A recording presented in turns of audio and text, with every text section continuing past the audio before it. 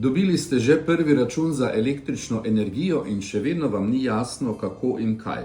Pri obračunu seveda. Govorimo o priključni oziroma obračunski moči. Pa poglejmo najprej uradno, kako to poskušati razumeti.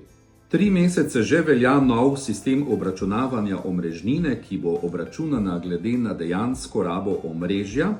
Tarife pa so določene po časovnih blokih v posameznem dnevu in različno v zimski in poletni sezoni. Zimska sezona, ko je omrežnina dražja, traja od novembra do februarja, torej zdaj, nižja sezona pa od marca do oktobra.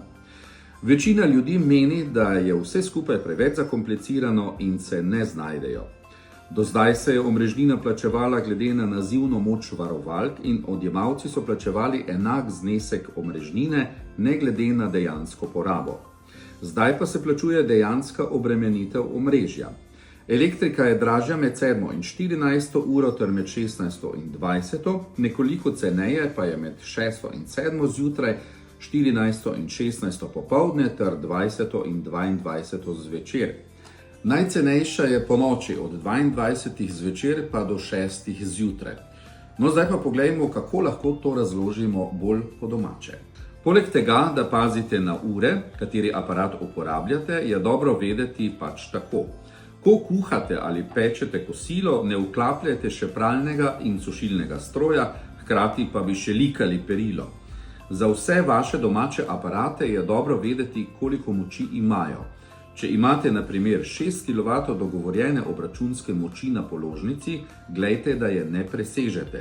Torej, najprej skuhajte, ko ste izključili indukcijsko ploščo in pečico, šele potem vklopite pomivalni stroj.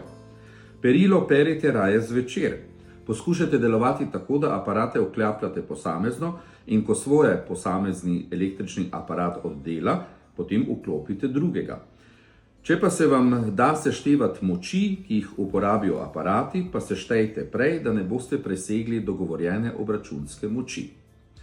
Že zdaj pa je jasno, da verjetno ta nenormalno kompliciran sistem obračunavanja ne bo vzdržal, saj so na vladi že zahtevali, potem ko so ljudje protestirali, ker so dobili astronomske položnice za elektriko, da Agencija za energijo vrne sistem na star sistem. Žal v Sloveniji nikoli ne vemo, kdo pije in kdo plača. No, plačamo pač v vsakem primeru mi državljani in spet preveč.